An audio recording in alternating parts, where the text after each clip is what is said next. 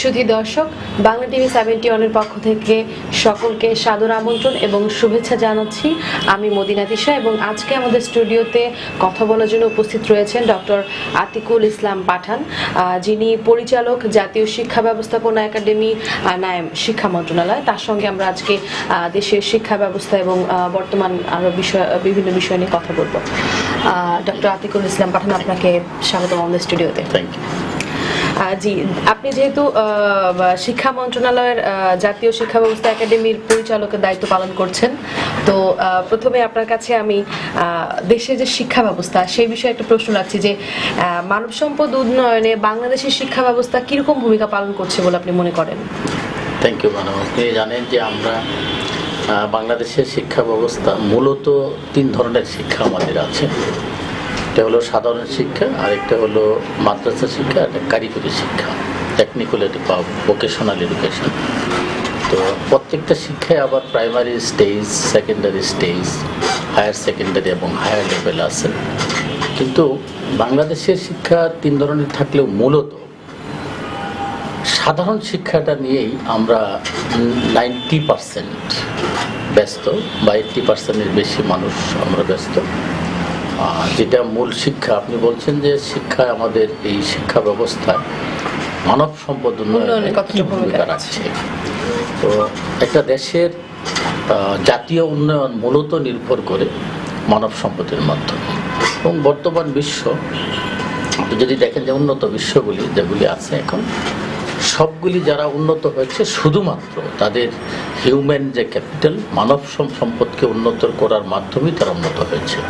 এবং অন্যান্য রিসোর্সগুলি, বিশেষ করে ন্যাচারাল রিসোর্সেস যেগুলি থাকে, প্রাকৃতিক সম্পদ বা ভূমি, এইগুলি এখন গৌণ, খুব বেশি উন্নয়নে ভূমিকা রাখছে না। আমাদের এশিয়ার দক্ষিণ বা পূর্ব এশিয়ার যে সমস্ত উন্নত দেশগুলি আছে, জাপান, সিঙ্গাপুর, ফিলিপাইন, মালয়েশিয়া, এই সমস্ত দেশ, আপনি দেখবেন যে তাদের ওরকম কোনো রিসোর্স নাই। শুধুমাত্র মানুষকে উন্নত করে শিক্ষায়, দীক্ষায় এবং টেকনিক্যাল বা প্রযুক্তিতে তারা উন্নত করে আজকে তারা উন্নত হয়েছে। কিন্তু আমাদের দেশে যে শিক্ষা ব্যবস্থা, আনফর্চুনেটলি স্টিল টুডে আমাদের সেই শিক্ষা মানব সম্পদ উন্নয়নে প্রযুক্তিগত দিক থেকে বা ওয়ার্ক ওরিয়েন্টেড, জব ওরিয়েন্টেড শিক্ষা এখনও আমাদের হচ্ছে না। যে শিক্ষাটা, সেটা বলা যায় এখনও আমরা যদিও চেষ্টা করছি যে বেরিয়ে আসতে, কিন্তু মূলত এখনও আমাদের ট্র্যাডিশনাল সেই অবস্থাতেই আমরা রয়েছি। তবু সাম্প্রতিককালে বাংলাদেশের শিক্ষা ব্যবস্থায় বিশেষ করে আইসিটি এবং আইটি সেক্টরে অনেক ডেভেলপ করেছে। এবং আমাদের যারা শিক্ষার্থীরা আছে তারা বাংলাদেশে তো বটেই, বাংলাদেশের বাইরে বিভিন্ন দেশেও, বিশ্বেও আইটি আইসিটি সেক্টরে তারা অনেক সুনাম অর্জন করছে। এবং এদিক থেকে মানব সম্পদ উন্নত হয়ে আমাদের দেশের জন্য জিডিপির তারা ভূমিকা রাখতে সক্ষম হয়েছে। যুগোপযোগী শিক্ষা ব্যবস্থা, যুগোপযোগী এবং এখন যতটুকু ওই যে আপনি যে বললেন যে পুরাতন যে সিস্টেমটা, তো যুগোপযোগী করে তোলার জন্য শিক্ষা ব্যবস্থায় কি ধরনের পরিবর্তন আনা উচিত বলে আপনি মনে করেন? ধন্যবাদ। আপনি জানেন যে বাংলাদেশে এ যাবৎকালে অনেকগুলো শিক্ষা কমিশন বা শিক্ষা প্রতিবেদন হয়েছে শিক্ষা ব্যবস্থাকে ঢালে সাজানোর জন্য। এবং ফরচুনেটলি আমার সৌভাগ্য হয়েছে বাংলাদেশের 2টা শিক্ষানীতির সাথে সরাসরি ইনভলভ থাকার জন্য। এবং এখন যে শিক্ষা ব্যবস্থা চলছে সেটা হলো জাতীয় শিক্ষানীতি 2010, যেটা বর্তমান সরকার প্রণয়ন করেছে। এবং সেই শিক্ষানীতির আমার অফিস ছিল, সেখানে নায়েমের মাধ্যমে সেটা হয়েছে। এবং এই শিক্ষানীতিতে আপনি যে প্রশ্নটা, সেটা ওই শিক্ষানীতি যদি বাস্তবায়ন করা হয় তাহলে মোটামুটি অনেকটাই আমরা মনে করি যে মানব সম্পদ উন্নয়ন সম্ভব হবে। কিন্তু বিভিন্ন কারণে শিক্ষানীতির খুব বেশি এখনও বাস্তবায়ন সম্ভব হয় নাই। কিছু কিছু আছে যে আমরা বাস্তবায়ন করতে পেরেছি, কিন্তু আবার কিছু বাস্তবায়ন করতে গিয়ে আমরা অনেক বাধার সম্মুখীন হচ্ছি। যেমন আমি বলি আপনাকে যে মানব সম্পদ উন্নয়নের জন্য যুগোপযোগী শিক্ষা দরকার, এবং যুগোপযোগী শিক্ষার জন্য মানসম্মত টিচার দরকার। তো মানসম্মত টিচার কিভাবে আসবে? দুইটা প্রসেস, একটা হলো টিচার রিক্রুটমেন্ট প্রসেস হবে মানসম্মত নিয়োগের সময়, আর একটা হবে সেই রিক্রুটেড টিচারকে ট্রেনিং দিতে হবে মানসম্মত। দুইটা দিক থেকে আমাদের খুবই গিলটি আছে, আমাদের গ্যাপ আছে। ট্রেনিংয়ে আমাদের দেশে এখনো পর্যন্ত খুবই, আমি বলবো যে অনেকটা উপেক্ষিত। ট্রেনিংয়ের জন্য খুব বেশি বরাদ্দ থাকে না, গবেষণার জন্য খুব বেশি বরাদ্দ থাকে না, এবং খুব বেশি ইন্টারেস্টেডও না শিক্ষকরা। আবার অন্যদিকে রিক্রুটমেন্ট যে প্রসেসটা, আপনি জানেন বাংলাদেশের শিক্ষা, আবার কলেজ বা স্কুল দুই ধরনের শিক্ষাই, সরকারি এবং বেসরকারি। তো সরকারি কিন্তু খুবই কম পার্সেন্টে। রিসেন্টলি মাননীয় প্রধানমন্ত্রী যে সরকারি করেছেন, কিছু প্রত্যেকটা উপজেলায় একটা করে সরকারি, সেটা বাদ দিলে আমাদের সরকারি শিক্ষার হার ছিল মাত্র 3.5%, 3.5%। তাহলে 96.5% হলো নন গভর্নমেন্ট টিচিং সিস্টেম। তো নন গভর্নমেন্ট টিচিং সিস্টেম আবার চলে বেসরকারি একটা ম্যানেজিং কমিটির মাধ্যমে বা গভর্নিং বডির মাধ্যমে, মানে এবং তারাই ওই অথরিটি, গভর্নিং বডির অথরিটি, তারাই হলো মূল। শিক্ষক নিয়োগ দিবে, শিক্ষক বরখাস্ত করবে, সব কিছু তারাই করে। তো এতদিন বিতর্কিত হয়ে আসছিল যে গভর্নিং বডি বা ম্যানেজিং কমিটির মাধ্যমে ভালো নিয়োগ আসছে না, অন্যভাবে বিভিন্ন কারণে টাকা পয়সা পাইছে নিয়োগ নিয়ে তারা ঝামেলা করে। সেটা আমরা উত্তরণের জন্য জাতীয় শিক্ষানীতি 2010 অনুযায়ী আমরা একটা নতুন বডি করলাম, যেটার অফিস আমার অফিসেই ছিল 5-7 বছর। রিসেন্টলি অন্য জায়গায় সরিয়ে নেওয়া হয়েছে। সেটা হলো বেসরকারি শিক্ষক নিবন্ধন ও সার্টিফিকেশন অথরিটি, NTRCA। এর মাধ্যমে শিক্ষক নিয়োগ হবে, কোয়ালিটি টিচার আসবে, BCS টাইপের কি, আমরা এটাই আশা করেছিলাম। কিন্তু আনফর্চুনেটলি গত প্রায় 3 বছর যাবৎ টোটালি এই প্রতিষ্ঠানটা মানে কোনো ভূমিকা রাখতে পারে নাই। 3 বছর যাবৎ সারা বাংলাদেশে কোনো টিচার নিয়োগ দিতে পারে নাই, এবং এখন এই মুহূর্তে 40,000-এর অধিক পোস্ট টিচার খালি আছে। আপনি জানেন ম্যাডাম যে অন্য চাকরি হইলে, অফিসিয়াল চাকরি হইলে একজনেরটা আর একজনের জনসংখ্যা কম হইলেও সেটা চালিয়ে নেওয়া যায়, কিন্তু টিচিং এমন একটা জব যে একজন টিচারের কাজ, ম্যাথমেটিক্সের টিচারের অঙ্ক ইংরেজি টিচার পারবে না, বিজ্ঞানের টিচারেরটা অ্যাকাউন্টিং টিচার পারবে না। সুতরাং 50,000-এর মতো পোস্ট খালি রেখে ফর লং 3 ইয়ার্স কিভাবে একটা দেশে কোয়ালিটি এডুকেশন আশা করা যায়, এই ভূমিকা রাখতে পারছে না ওই NTRCA সংস্থা। এবং এজন্য আমি মনে করি যে আমরা যারা মন্ত্রণালয়, আমরাও মানে আমাদের খুব ভূমিকা আমাদের আর একটু সক্রিয় হওয়া উচিত ছিল।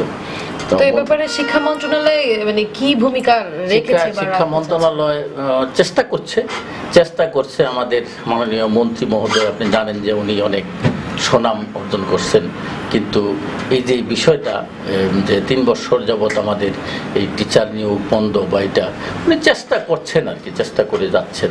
হয়তো বা আশা করি যে সামনে সেটার সমাধান হবে আর কি। জি, আমরা কয়েকদিন আগে একটা প্রতিবেদন দেখলাম, যেখানে বাংলাদেশে এখন যে প্রত্যেকটা স্কুলে যে সনাতন পদ্ধতি ছিল, মানে সনাতন পদ্ধতিতে পড়াশোনা করানো হচ্ছিল, সেটা বন্ধ করে এখন যে ICTর যুগ, তো সেভাবে নতুনভাবে পড়াশোনা চালু করার কথা থাকলেও অনেক জায়গায় যে প্রশিক্ষিত, যে কথাটা আপনি একটু আগে বললেন যে টিচারদের প্রশিক্ষণের অভাবে, তো প্রশিক্ষিত টিচার না থাকার কারণে অনেক কিছু তারা চাইলেও করতে পারছে না। মানে সরকার মানে ই-ল্যাবের ব্যবস্থা করলেও বিভিন্ন সরঞ্জামাদি প্রেরণ করা হয়েছে, কিন্তু সেগুলো সেভাবেই পড়ে আছে, তারা কোনো ইউজ করেনি দেখলাম। সেখানে প্রশিক্ষিত টিচারের অভাব। তো এই ব্যাপারে মন্ত্রণালয় কি ভাবছে বা কি ভূমিকা রাখবে? এই ব্যাপারে আমি নিজেও একটা গবেষণা করেছি। গবেষণাটা ছিল যে use of ICT in school বা সেকেন্ডারি লেভেল।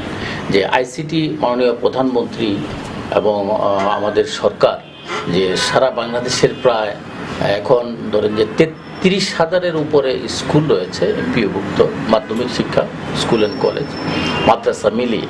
তোর মধ্যে 22,000-এর অধিক অলরেডি এরকম আপনি যেটা বলছেন ICT এবং multimedia lab, classroom, digital classroom, সনাতন পদ্ধতি থেকে বেরিয়ে আসার জন্য সরঞ্জাম পাঠিয়েছে, কিন্তু সেগুলো ইউজ হচ্ছে না। ইউজ হচ্ছে না। সেটা নট ওনলি ট্রেনিং, একটা শুধু এটা না, বিভিন্ন কারণ। একটা হলো যে আমাদের মানসিকতা একটা বিষয়, মানে অ্যাওয়ারনেসটার অভাব আছে, যেখানে প্রধান শিক্ষক অথবা ওখানের ম্যানেজিং কমিটি বা তারা সেই ব্যাপারে সক্রিয় ভূমিকা রাখছে না। তারা মনে করছে যে এটা অনেক সময় যে এটা ইউজ না করে সুন্দর করে যত্নে রেখে দিলে বোধহয় এটা ভালো থাকবে, কিন্তু আপনি এটা জানেন যে বিশেষ করে ইলেকট্রনিক্স জিনিস ইউজ না করলেই বরং নষ্ট হয়ে যায়, এইটা তাদের এখনো ধারণায় আসে নাই।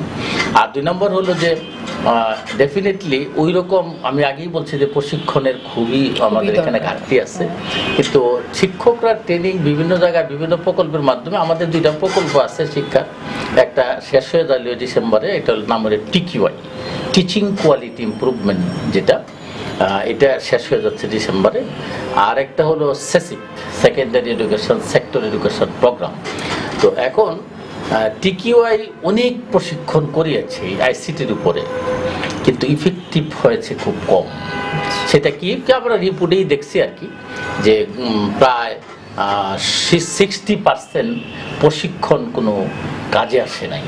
সেটার কারণ হলো বিভিন্ন কারণ, প্রশিক্ষণের মেয়াদ ছিল কম, এবং প্রশিক্ষণ যেখানে দেওয়া হয়েছে সেখানে আপনার প্রশিক্ষকও খুব মানসম্মত। হ্যাঁ, এটা অনেক টিচার নিজেই স্বীকার করেছে, আমরা দেখেছি প্রতিবেদনে। এবং আরেকটা হলো যে যিনি প্রশিক্ষণ নিয়েছেন তারও মানে ওই রিসিভিং যে একটা কি বলা হয় অ্যাটিটিউড, যে আমি সিরিয়াসলি আমি প্রশিক্ষণটা নিব এবং at first I have to be develop myself, then I will distribute my knowledge এবং দ্য স্টুডেন্ট।